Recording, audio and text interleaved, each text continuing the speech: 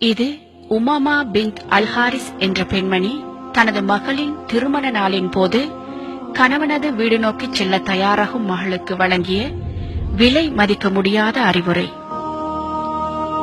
எனது அன்பு மகளே, ஒரு பெண் வளர்க்கப்பட்ட விதத்தாலும் அவளுடைய சிறந்த பண்பாடுகளாலும் அவளுக்கு உபதேசம் தேவைப்படாது என்றிருந்தால் அது நிச்சயம் நீயாகத்தான் இருக்க வேண்டும்.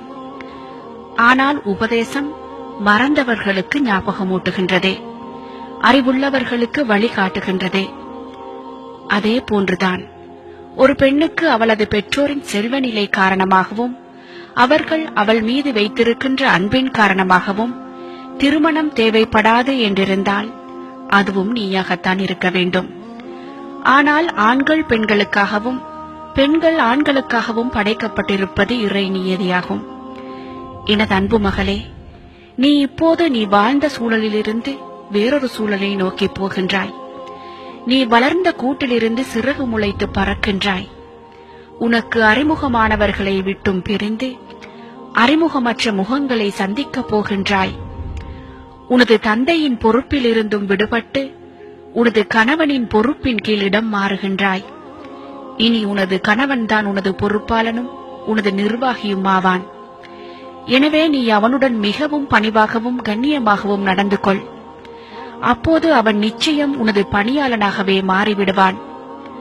அவனுக்கு கட்டுப்படும் விடயத்தில் நீ பூமியாக இருந்தால் உன்னை பாதுகாக்கும் வானமாகவே அவன் மாறிவிடுவான். அவனுக்காக 10 பண்புகளை உன்னில் ஏற்படுத்திக் கொள்.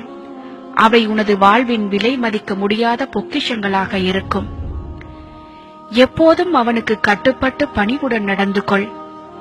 அவனது பேச்சுக்கு எப்போதும் நல்ல முறையில் செவி தாழ்த்தி மிக நல்ல முறையில் கட்டுப்படு. அவனது கண் உனது உடம்பில் எதையெல்லாம் பார்க்குமோ அதையெல்லாம் மிகவும் சுத்தமாகவே வைத்துக்கொள். அப்போது அவன் நிச்சயமாக உன்னில் எந்த அசிங்கத்தையும் காணமாட்டான். அவன் உனது உடம்பில் உடையில் எதையெல்லாம் நுகருவானோ அவற்றையும் மிகவும் சுத்தமாக வைத்துக்கொள்.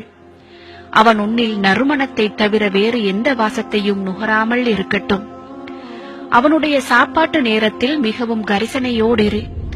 ஏனெனில் பசியின் தாக்கம் பயங்கர கோபத்தை உண்டு பண்ணக்கூடியது.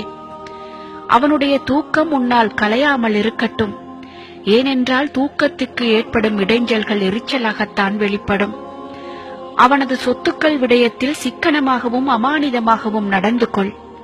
அவனது குழந்தைகளையும் அவனிடத்தில் வேலை பார்ப்பவர்களையும் சிறந்த முறையில் திட்டமிட்டு நிர்வகிக்க பழகிக்கொள். அவனது வேண்டுதல்கள் எதனையும் மறுக்காதே. அவனது கட்டளைகள் எதற்கும் மாறு செய்யாதே. நீ அப்படி செய்தால் அது உன் பற்றிய அதிருப்தியை அவனது உள்ளத்தில் ஏற்படுத்திவிடும். அவனது ரகசியங்கள் எதனையும் பகிரங்கப்படுத்திவிடாதே. நீ அவ்வாறு செய்தால் நிச்சயம் அவனது பழிவாங்கலிலிருந்து நீ தப்ப மாட்டாய். அவன் மகிழ்ச்சியோடு இருக்கும்போது நீ கவலையை வெளிக்காட்டாதே. அவன் கவலையோடு இருக்கும்போது நீ மகிழ்ச்சியை வெளிக்காட்டாதே. ஏனெனில் நீ அவ்வாறு நடந்து கொண்டால் நீ வளர்க்கப்பட்ட விதம் குறித்து உன் கணவன் சந்தேகிக்கப்படுவான். எனது அருமை மகளே, இதற்கும் மேலதிகமாக இன்னும் ஒன்றையும் ஞாபகத்தில் இருத்திக்கொள். நீ அவனை எந்த அளவு மகிழ்ச்சியாக வைத்திருக்கின்றாயோ அந்த அளவுக்கு அவன் உன்னை கண்ணியமாக வைத்திருப்பான். நன்றாக நினைவில் கொள்.